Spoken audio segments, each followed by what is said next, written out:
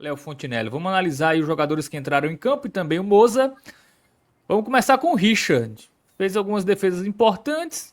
No gol ali não tinha como. Aquele rebote ali para a área também tinha muito o que fazer, né? Não dá para dizer que foi falha. Ou dá? Não tinha como, não tinha como. Ele já conseguiu no primeiro lance, É, já já fez. conseguiu evitar um gol anteriormente e o Richard não só leva a avaliação muito bem, como já antecipa o melhor jogador do Ceará em campo. Foi determinante na partida e evitou um gol, aquele gol, aquela cabeçada do Brits, é uma chance de gol clara, dá segurança na saída de bola, coisa que o Bruno Ferreira não deu. É um jogador que construiu sua idolatria no clube em decisões, é um jogador que cresce em decisões, é o oposto do Bruno Ferreira, né? Um jogador que nas decisões ele costumava ir mal e trouxe ao torcedor do Ceará hoje um debate sobre como a história poderia ter sido diferente na reta final se a gente tivesse o Richard ano passado, né? O Bruno Ferreira foi muito determinante na reta final, negativamente para o rebaixamento do Ceará. E o Richard, nesse momento decisivo, cresceu em 2023 uma final de Copa do Nordeste, onde o Ceará foi bem pior que o Sport, foi bombardeado.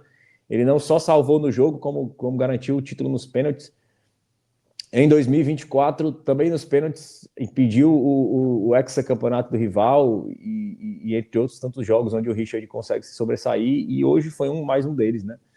Hoje eu até falei com alguns amigos depois do jogo que os goleiros impediram que hoje o título fosse decidido, né?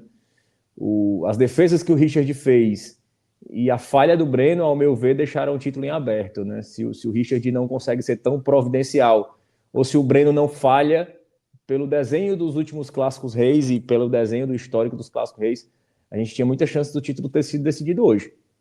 Então, esse verde muito bem aí para o Richard e a estrela de melhor em campo. Passando para a zaga, cara, o Júlio César, eu vou dar um amarelo.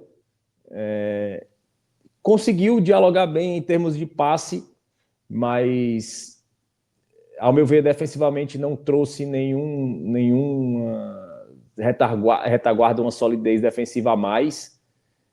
E conforme a própria orientação do Moza, não conseguiu, ao meu ver, cumprir o papel de atuar ali como um lateral, de construir jogada ou ser alguma válvula de escape pela lateral. Então, razoável aí o Júlio César hoje. Ao meu ver, não acrescentou, ao meu ver, até expôs uma decisão ruim do Moza para hoje, dentro desse contexto que se apresentou com a lesão do Juan Alano. O Éder, eu vou dar um amarelo também, porque eu acho que, assim como o Minhoca, eu entendo que o Gasal não poderia ter cabeceado ali sozinho no gol e foi pelo lado do Éder. Então, por mais que fosse uma jogada ali que o jogador sobe e sobe, por mais que durante o jogo ele não tenha comprometido diretamente, nesse lance determinante do gol, eu acho que ele precisaria estar na posição ali, foi pelo lado dele, não tem como ele sair isento dessa. Eu acho que isso joga um pouco, do contrário, eu teria levado jogou bem aí nesse jogo, mas vai para o razoável o Éder. E o Luizão leva muito bem, gostei do Luizão. Eu acho que a própria característica do Mailton, né? O Minhoca trouxe esse destaque aqui logo no começo, que é um zagueiro pesado para combater um lateral rápido e dinâmico como o Mailton, né? E por isso gerava dúvidas sobre a manutenção do Pedro Gilmar, que vinha sendo titular durante a grande parte da temporada, ou trazer o Luizão, que foi muito bem no jogo anterior. Ao meu ver, a decisão pelo Luizão foi acertada, porque apesar da lentidão dele relacionada ao Mailton, diferente do nosso Luiz Otávio tradicional, que sendo lento nesse tipo de confronto, quando o adversário tinha campo, ele ia por embate de velocidade. O Luizão hoje, entendendo essa sua falta de dinâmica, ele retornava para a área e usava a ocupação de espaço e o tempo de bola como sua arma. Ele entendeu ali que o Fernando era frágil, ele entendeu que o Mailton e o Rodrigo fatalmente conseguiriam passar, e ele optou por guardar a posição na área e confiar no bote dele, na explosão e não na velocidade. Então, além disso, na bola aérea ofensiva, muito bem. Na bola aérea defensiva um pouco abaixo, mas ao meu ver não é ele determinante no lance do gol. Então dou muito bem pro Luizão aí. Muito bem, então zaga avaliada, vamos para as laterais. Hoje a gente teve Alex Silva e Fernando. E aí, como eles foram? Assim como existe o verde Paulo Sérgio, o amarelo goleiro, a gente vai começar a trazer o vermelho Fernando, o laranja Alex Silva, assim, porque as laterais do Ceará realmente a gente já tá ficando repetitivo, assim, trazer isso como problema, e não só esse ano, mas em 2025. O Ceará tinha grandes problemas na lateral, em especial na esquerda, né? O Fernando vai levar um vermelho mal, e mesmo considerando o tamanho do desafio, né? De marcar, obviamente, a única válvula de escape do jogo inteiro, não só do Fortaleza, do jogo. Eu acredito que o Fernando precisa ser mais testado, acho que precisa ser mais cobrado. Ele precisa tomar decisões melhores, e não só pela forma como o Mailton conseguia passar por ele, e mesmo ele também protegido por mais uma linha de zagueiros, mas também por ele, quando recuperava a bola, ele geralmente perdia no passe, ou então ele dava uma bola mascada. Assim, a dificuldade dele não era só em preencher os espaços defensivos, assim. Falar que o Fernando foi mal já virou repetitivo em todas as análises, assim. É uma preocupação, é um foco que o Ceará precisa ter para o mercado. Chegou o Sanches agora, é um jogador aqui da própria base do Ceará, já mais voltando mais experiente, mas que também não passa ao torcedor essa segurança. E o Alex Silva, um laranja, também um jogador bem pragmático, geralmente o que o Rafael Ramos entrega de nota 5, 6, o Alex Silva é o nota 4, 5, assim, é sempre um regular para baixo. Apesar de ter tentado ali algumas jogadas ofensivamente bem no começo do jogo, em geral fez uma partida bem apagada, então eu deixo o laranja aí para o Alex Silva. O Rafael Ramos é pior do que o Alex Silva, Léo Fontinelli? Ao meu ver, não. Mas não posso, é chute. Mas eu imagino que o Moussa possa ter pensado realmente nessa possibilidade de um segundo tempo, o time mais cansado, trazer o Rafael Ramos para a esquerda. E por isso não trouxe ele ali na direita. Como estava com 3 zagueiros, ele imaginou que estaria um pouco mais protegido ali. Só lembrando, Léo, que o Rafael tinha saído do jogo da quinta, né? Assim, ele já vinha fazendo sempre isso. Um bolsa no joelho ali, né? Não sei se também tinha uma Também pode ter sido questão esse desgaste. de algum incômodo. Mas o Rafael Ramos ele entrega um pouco mais de solidez aí do que o Alex Silva. Falha defensivamente, eventualmente, mas hoje, inclusive, teve uma chance ofensiva ali que o Breno sai bem do gol. Uma bola enfiada ali, se não me engano, pelo Alex Silva. E o Breno sai ali, travando ali, e impede ali que o Rafael Ramos finalize pro gol. Já no meio-campo, Lucas Lima, vou dar um amarelo também. Acho que tentou muito, foi participativo, brigou, mas bem apagado, em especial no que precisava dele hoje, especialmente, que era tentar fazer essa conexão, né? Apesar de ser uma função que era muito mais atribuída ao Zanocelo, que também foi muito mal nesse quesito, mas o amarelo muito mais porque não conseguiu exercer a função, mas foi um jogador mais discreto, né, do que se esperava nele. Ele é um jogador que, mesmo estando mais protegido ali por 3 zagueiros, ele não... Em outros jogos, em outras oportunidades, ele tinha um time jogando com 2 zagueiros, ele avançava, pisava na área, chegava a bater, chegou a fazer gol jogo passado, mas hoje, com a proteção maior, ele não teve a dinâmica de ocupar esse meio campo, então leva um razoável Lucas Lima. E o Zanocelo, por sua vez, leva um laranja. O Zanocelo, para mim, como eu já trouxe antes na análise, foi determinante no péssimo jogo no primeiro tempo. Assim. Era um jogo onde a peça Zanocelo precisaria ter funcionado e ele não conseguiu. E compartilha até um pouco dessa culpa com o próprio Moussa, que era para ter corrigido isso em campo. Eu acho que essa observação, essa visão do posicionamento errado, ele precisa partir também do treinador. O Zanocelo é um jogador inteligente e divide essa culpa porque é um jogador que tem como vantagem essa percepção, essa leitura tática do jogo, mas hoje não conseguiu. Tem uma leve melhora no segundo tempo, mas o primeiro tempo dele foi muito negativo. Assim. O Zanocelo, que é o cara que contribui por dar dinâmica ao passe, verticalidade, alongar aquele passe, hoje fez justamente ao contrário. Assim. Foi um cara mais padrão Rosseto, né? Toca de lado, gira, gira, toca para trás, toca de lado, toca para trás, aquele bem velho enceradeira, né, no popular. Partindo para as peças de ataque, Mateuzinho amarelo também, bem nulo, muito anulado pela questão da preocupação defensiva, por mais que não parecesse uma função tática atribuída para ele. Obviamente, em um contexto desse onde você tem o Mailton que prevalece demais, não tem como você ocupar essa faixa de campo sem ter uma atenção especial. Ofensivamente, o Mateuzinho tentou, tem hora que saiu até sentindo o tornozelo, né?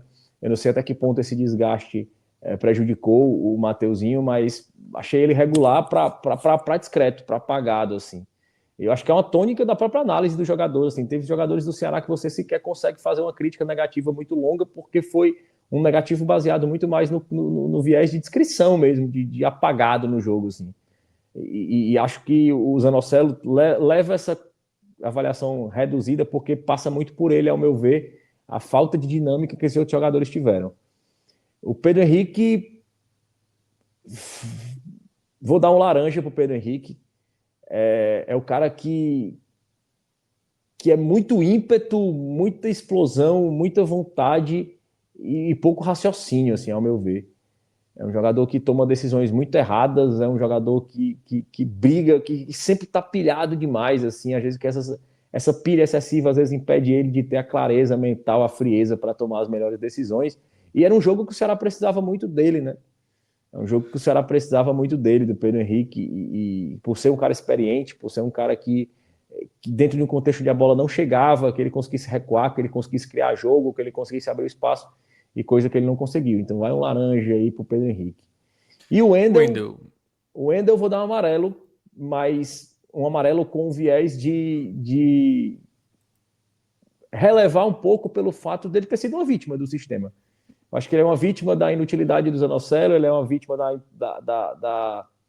dos erros de decisão do Pedro Henrique, da nulidade do Mateuzinho, ele é um erro da vítima do esquema, ele é uma vítima do esquema tático montado pelo Moza.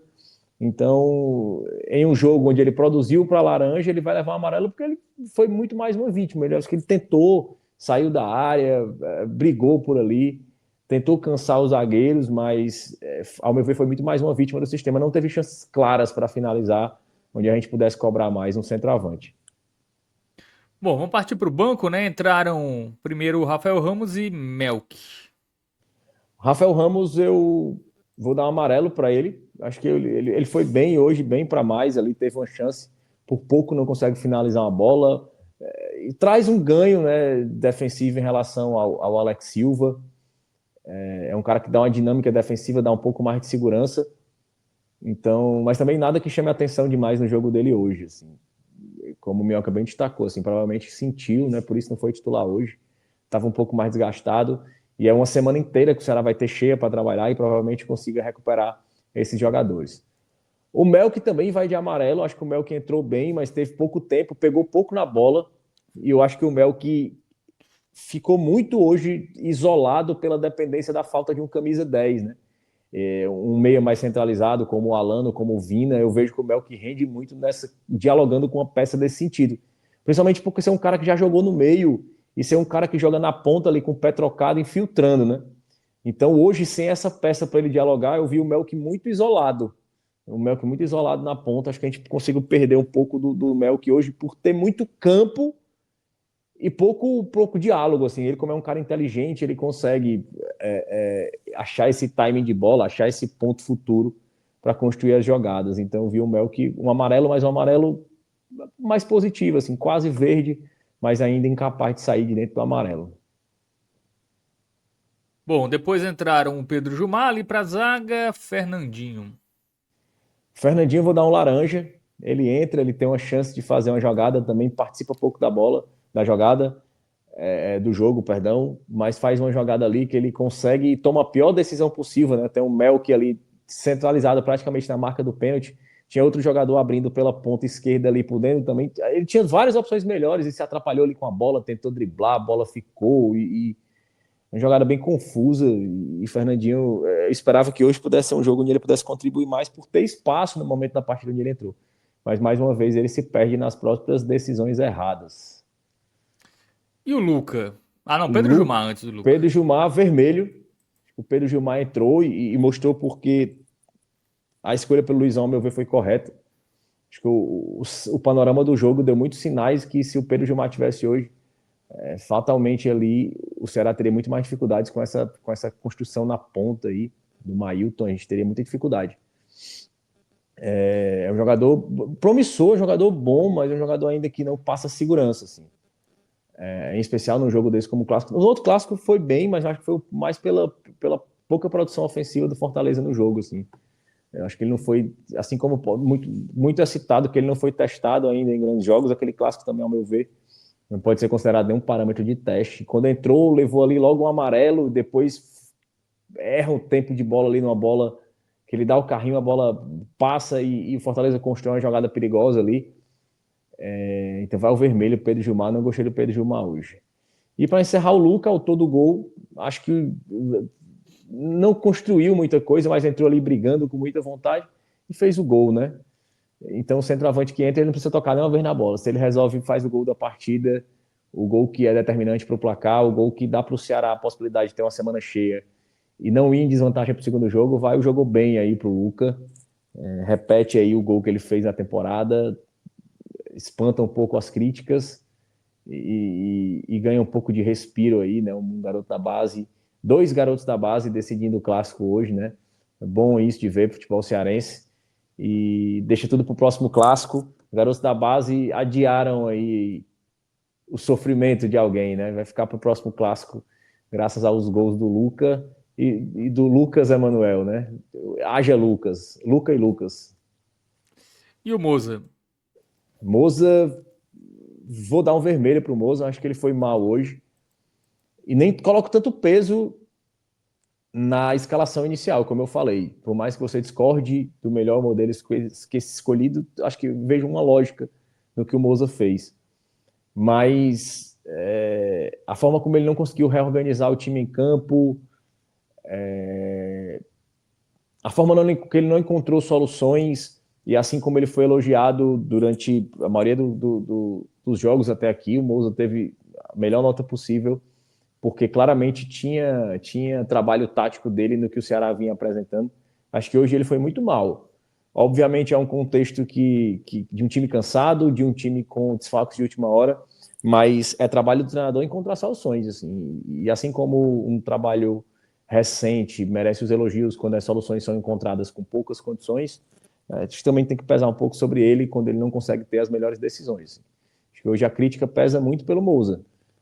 Felizmente, para a torcida do Ceará, o Ceará sai com a sobrevida, sai com empate, sai sem desvantagem, então tem uma semana para trabalhar aí, não vai precisar correr atrás no clássico que vem, né? Vai em condições de igualdade. Mas críticas ao Moza, pelas escolhas, pelas opções, pelo formato como foi a campo, e por não ter conseguido reorganizar o time quando viu ali que o meio campo não existia, que o Ceará precisava de conexão, e acho que é algo simples de ter sido resolvido e ele não conseguiu resolver.